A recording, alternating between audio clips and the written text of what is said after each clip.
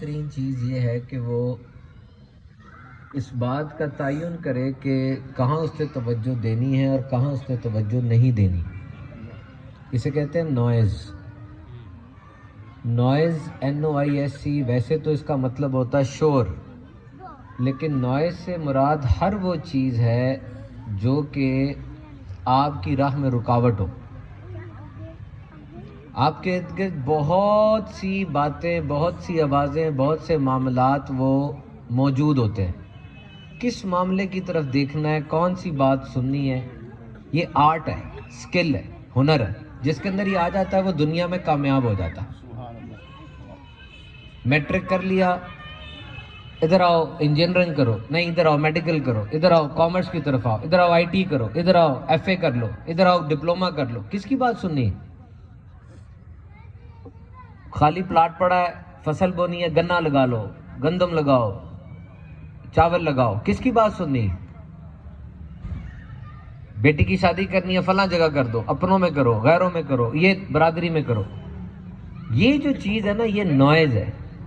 Selection of choice, کہاں توجہ رکھنی ہے، کہاں اپنے کانوں کا سوئچ آف کر دینا ہے، فیصلہ کیسے کرنا ہے، ڈیسیژن میکنگ کوالٹی کیا ہے. یہ کمزور لوگ نہیں کر سکتے، وہ پریشان ہو جاتے ہیں،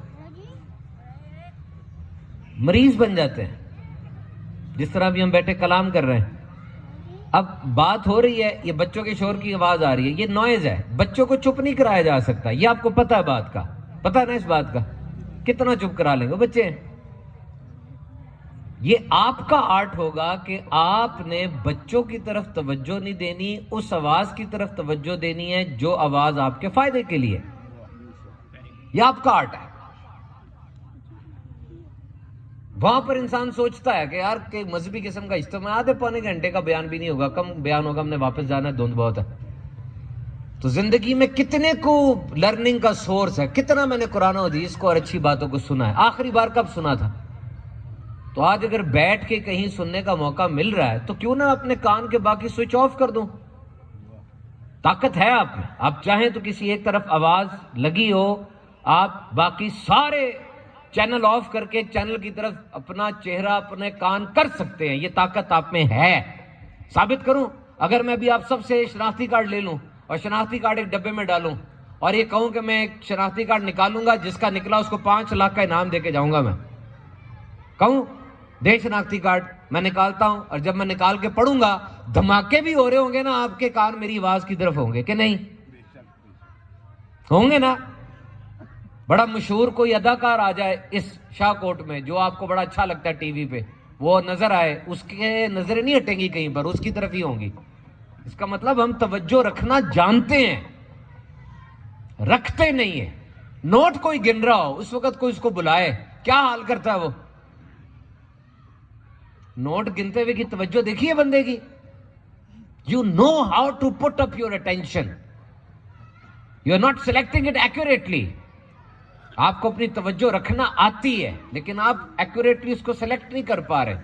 آپ مسجد جاتے ہیں، آپ کی توجہ مسجد میں نہیں ہوتی. آپ دوائی کھا رہے ہوتے ہیں، آپ کی دوائی کی طرف توجہ نہیں ہوتی. ایک ڈاکٹر کی طرف جاتے ہیں، ڈاکٹر کی طرف توجہ نہیں ہوتی. ڈاکٹر سے نکل کے پھر 26 لوگوں سے مشورہ کر رہے ہوتے ہیں. آپ بائک چلا رہے ہوتے ہیں، آپ کی بائک پہ توجہ نہیں ہوتی. وہ بائک سائیڈ پہ چلتی ہے، بیچ میں نہیں چلتی، ٹکر لگ جاتی ہے، بیچ میں گاڑیوں کو جگہ ملتی ہے، بائک سائیڈ پہ چلاتے ہیں. آپ کھانا کھا رہے ہوتے ہیں، آپ کو توجہ ہی نہیں ہوتی، آپ کے دانت بھی ہیں، کھانا نگل رہے ہوتے ہیں، اور دانتوں سے چبانا چاہیے کھانے کو.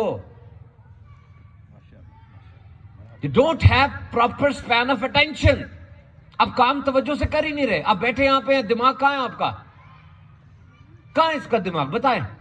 ماضی کے کسی سانحے میں گما ہوا ہے یا مستقبل کے کسی سپنے میں غوطے کھا رہے ہیں؟ یہاں ہیں تو یہیں رہیں، وہاں ہیں تو وہاں رہیں. کہاں ہیں؟ یہ برین اور باڈی میں الائنمنٹ بڑی ضروری ہوتی ہے. وی ہیومنز وی اڈیپٹ. آپ شادی پہ جاتے ہیں، آپ شادی والے بن جاتے ہیں. آپ پڑھنے کے لیے جاتے ہیں تو شاگرد بن جاتے ہیں.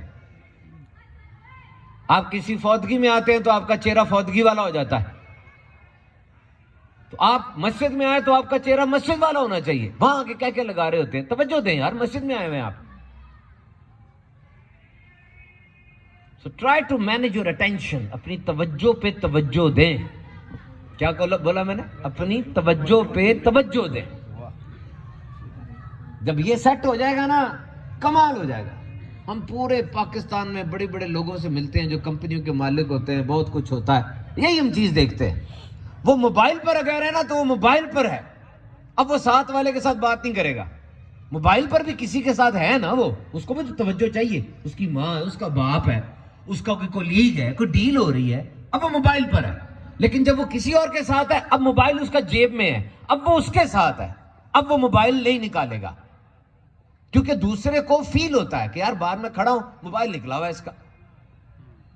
ایک وقت میں ایک کام, ڈونٹ ملٹی ٹاسک. میں بیان کر رہا ہوں, میری 100% توجہ بیان پر ہے, میں بیان کا رزلٹ لوں گا. لیکن میں بیان بھی کروں, موبائل بھی پکڑا, کھانا بھی کھا رہا ہوں, اخبار بھی پڑھ رہا ہوں, اب میں 4 کام کر رہا ہوں, ہر کام پہ 25% توجہ ہے, ہر کام سے رزلٹ بھی 25% ملے گا. تو آپ کیوں پرفارم نہیں کر پا رہے؟ کیوں زندگی میں وہیں کھڑے ہوئے ہیں؟ 10 سال پہلے جہاں تھے وہی ہیں, وہی ہے, کوئی بڑے نہیں نا, یہی وجہ ہے. اب توجہ نہیں دے رہے اپنی ترقی پہ, وہی گھر, وہی دکان, وہی یہی, وہی بس. ایک دن مر جائیں گے, ختم. کیا کیا؟ بس جو ہوتا رہا کرتے رہے. ہم نے تو کچھ نہیں کیا, جو زمانہ کرواتا رہا وہی کرتے رہے.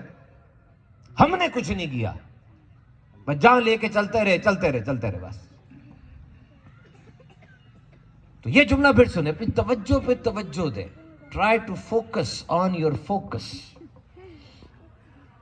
جب بھی ایسے اجتماع پہ آنا ہو, رسمی طور پہ نہ آئے, کسی کا منہ دکھانے کے لیے, دیکھنے کے لیے آ گئے بس کہ جی اس کو دکھانا تھا, یہ کیا تھا.